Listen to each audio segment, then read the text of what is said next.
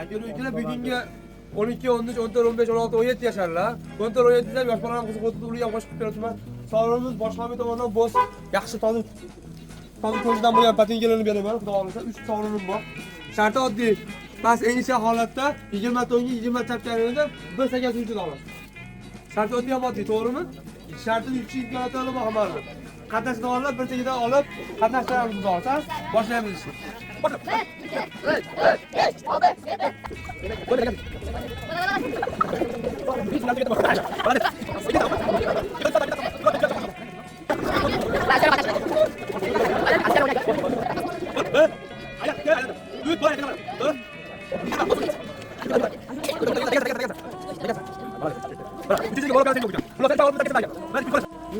Qadrdonlar mana shu bolaning ko'ngil sutmaydi, o'zini qiziqishdi. Hamma rozimisanlar? Ko'ygani nima deydi? Hamma rozimi? Qayda olib ko'ngil? Yaxshi. Yaxshimi? Yoqdimi amiga? O'zi go'zal holatda. Bo'ldi, siz ham kelamiz. Xudo xolasa mana shu bolalar o'zini chiroyli harakat qildi, yukchi uchun chiroyli qilib bitik-bitikdan patinka berib o'tamiz. Bosh homiyimiz bo'z.